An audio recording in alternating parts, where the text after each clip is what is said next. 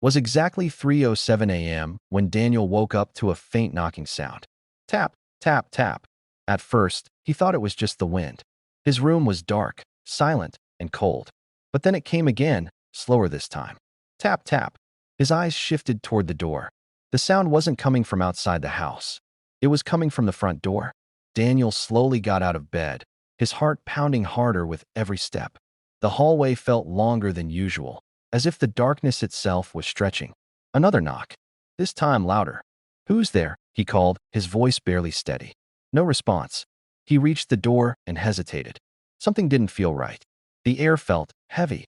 Then suddenly, his phone buzzed. A message from an unknown number. "Don't open the door." Daniel's breath caught in his throat. He quickly typed back, "Why?" A reply came instantly. "Because I'm outside, and it's pretending to be me." His blood ran cold. Slowly, he turned his head toward the window beside the door. And that's when he saw it. Standing just beyond the glass was himself. Same face, same clothes, same terrified expression. But the thing outside was smiling. A wide, unnatural smile that stretched too far. The knocking stopped. Silence. Then, in a voice identical to his own, it whispered, "Let me in." Daniel stumbled backward, but before he could react, the door creaked open on its own. And the last thing he heard was his own voice, now coming from inside the house. Fire. The rain hadn't stopped for hours. Ion sat alone in his room, scrolling through his phone, trying to ignore the uneasy feeling crawling under his skin. Something felt off tonight, like he wasn't alone. Then he heard it, a soft scratch against the window. He froze. Slowly, he looked up. Nothing, just darkness outside and rain sliding down the glass. He exhaled nervously and shook his head. "Just the wind," he whispered to himself. But then it happened again. Scratch, scratch. This time louder. Ion stood up and walked closer to the window. His heartbeat quickened with every step. He leaned in, trying to see through the darkness. And then, a shadow moved. Quick, sudden, unnatural. He jumped back. "Who's there?" he shouted, his voice trembling. No answer. Only rain. He stared at the window, waiting, watching. Seconds passed. Nothing. Feeling foolish, he stepped back, about to turn away, when a hand slammed against the glass. Ion screamed and stumbled backward. On the other side of the window was a figure. Tall, thin, completely black. No face, no features, just a shape, watching him. The lights flickered, and in that brief moment of darkness, the figure disappeared. Ion gasped, his chest tightening. "It's gone," he whispered. But then, he heard something behind him. A soft, wet sound. Slow breathing. Right inside his room. He turned around slowly. And there it was. Standing in the corner. Closer than before. Watching. Waiting. Smiling, without a face. Eyes fire. It started with a whisper. "Zane." He froze. Zane looked around his room, confused. The TV was off. His phone lay silent beside him. The house was completely empty. His parents had left for a wedding hours ago. He laughed nervously. "I'm just imagining things." Then it came again. Zane. This time, clearer, coming from outside. His heart began to race. Slowly, he stood up and walked toward the window. The curtains moved slightly, though the air was still. With shaking hands, he pulled them aside. Nothing.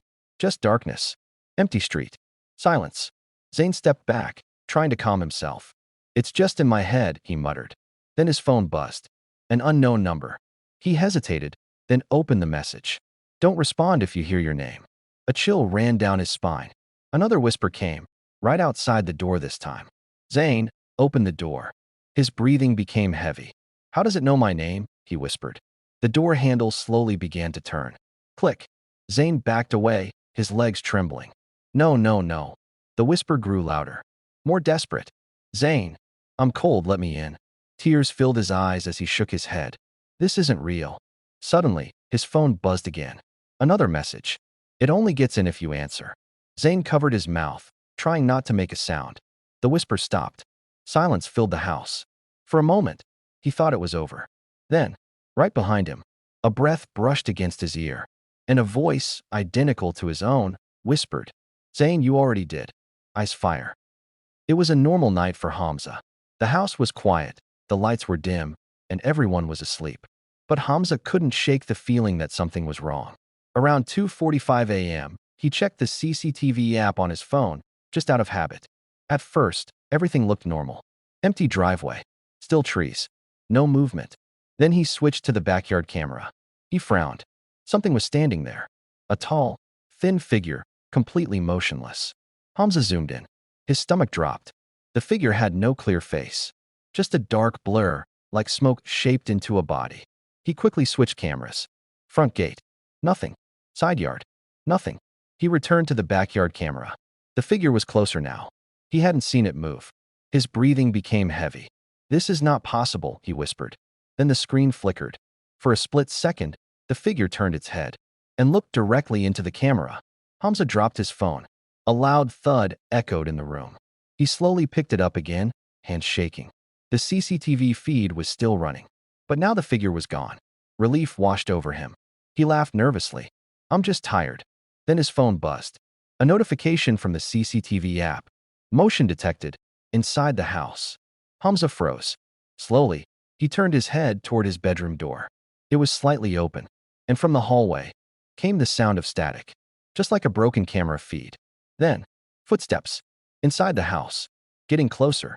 And his phone showed one last alert. Camera 1. Offline. I fire. Was past midnight when Ollie noticed something strange. His house was completely silent, except for the ticking of the wall clock. He sat in his room, trying to sleep, but an uneasy feeling kept him awake.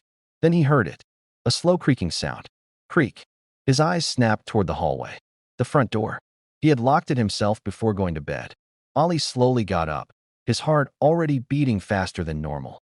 The house felt colder now, as if the temperature had suddenly dropped. Creak. Again, this time louder. He walked toward the hallway, each step heavy with fear. The darkness seemed thicker near the door, almost unnatural. "Is someone there?" he whispered. No answer, just silence. Then, the door moved, slowly on its own.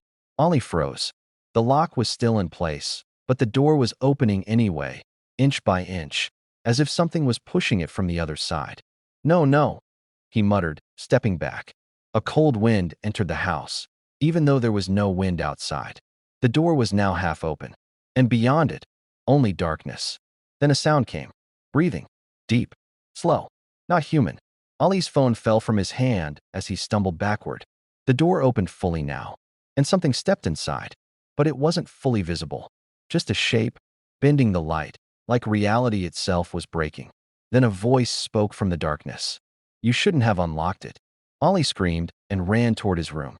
But as he turned, the hallway was already empty. The door was closed again, locked, and from inside the house, he heard the same slow creaking sound behind him once more. "I fire." It was a quiet night at the farmhouse. No wind, no animals, just silence stretching across the empty fields.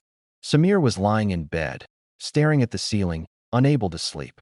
The silence outside felt too perfect, too unnatural. Then he heard it. Thump, thump, thump. Footsteps. He sat up immediately.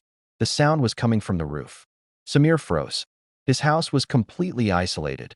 No neighbors, no one around for miles. There was no reason for anyone to be up there. Thump, thump. The footsteps moved slowly across the roof, like someone walking carefully, searching. Samir grabbed his flashlight and slowly got out of bed. His hands were shaking as he aimed it upward. "Hello," he called softly. No answer. Only footsteps. Now they stopped. Dead silence. Samir held his breath. Then, scratch. Something dragged across the roof. He backed away, his heart pounding. Suddenly, the sound shifted. The footsteps were no longer on the roof. They were inside the house. Samir's stomach dropped. Thump, thump, thump. From the hallway. He slowly turned his head toward the bedroom door. It was slightly open. The footsteps stopped right outside it. A shadow appeared under the crack of the door, growing darker, closer. Samir backed into the corner, gripping his blanket like it could protect him. Then a soft knock came. Tap, tap. A voice whispered from the other side. "I'm already inside." The door creaked open slowly, but there was no one there. Only silence again. Samir looked around, confused and shaking. Then he noticed it.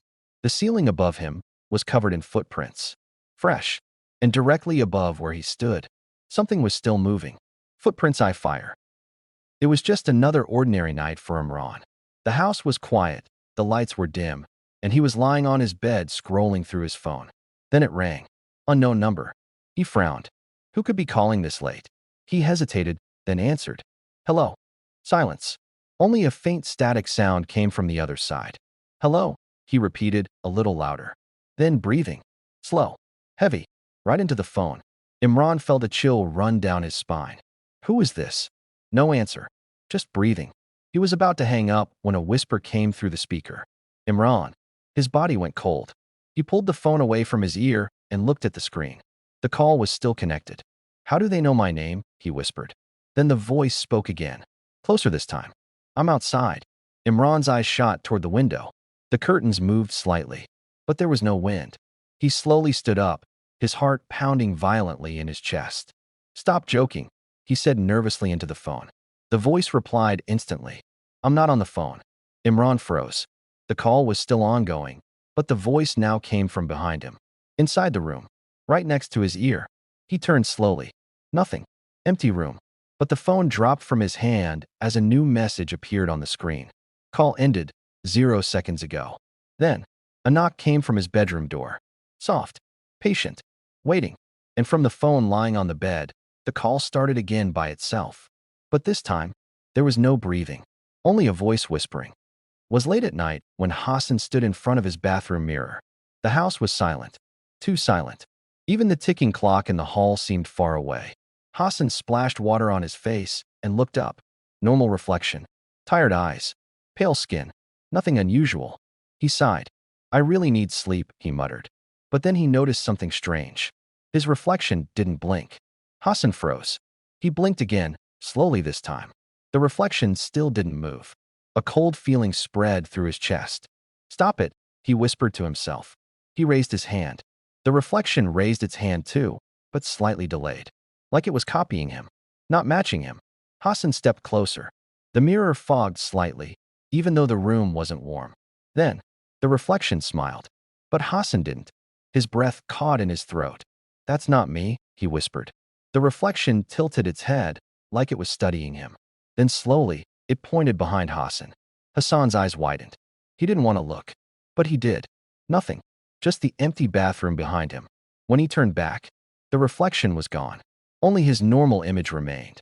Hassan let out a shaky breath. I'm losing it. He turned away from the mirror, but as he reached for the door handle, a whisper came from behind the glass. Don't leave yet. Hassan turned back instantly. The mirror was completely dark now, like someone had turned off the light inside it. Then, a face slowly appeared. Not his. Something else. Pressed against the inside of the mirror, trying to get out. And it was smiling Ag. It was around 2 a.m. when Bilal woke up suddenly. His room was dark, silent, and unusually cold. The kind of silence that feels wrong. He checked his phone. No signal. Then his screen flickered. A message appeared from an unknown number. Don't open the door, it's not human. Bilal sat up straight. His heartbeat started rising. He looked toward his bedroom door. It was closed. Locked. Spam message. He whispered, trying to calm himself. But then, a soft knock came. Tap, tap. Bilal froze. The knock came again, more clearly this time. From the front door of the house. He slowly got out of bed, holding his breath. Another message appeared on his phone. It learned your name already. His hands began to shake. From outside, a voice spoke softly. Bilal, I know you're awake. He stepped closer to the window.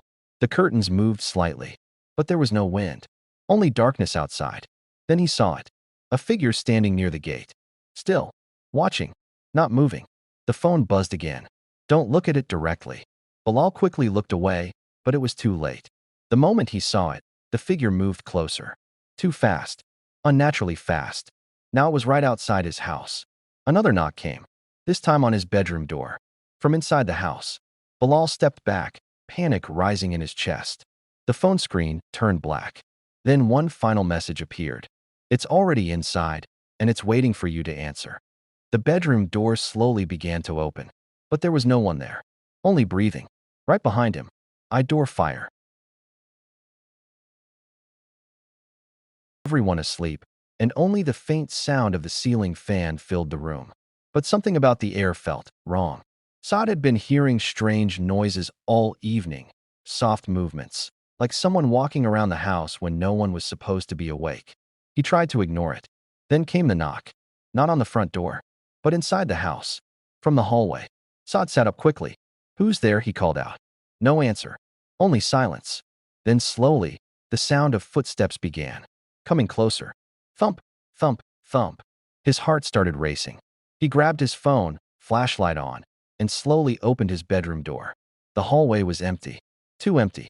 The lights flickered once, then stopped. And in that single moment of darkness, he heard it. A whisper right beside him. "I'm already here."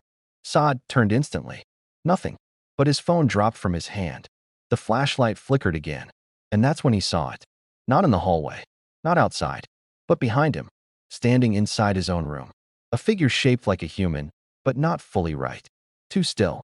Too wrong. Its head slowly tilted. And then it smiled. Saad tried to scream, but no sound came out. The lights went completely out. Silence. A few seconds passed. Then, footsteps again. But this time inside the house. Walking calmly. Like it now belonged there. The next morning, the house looked completely normal. Door locked. Windows closed. No signs of struggle. But Saad was gone. And on the mirror in his room, written in something dark, was a message. "You were never alone. You were just the last one to notice."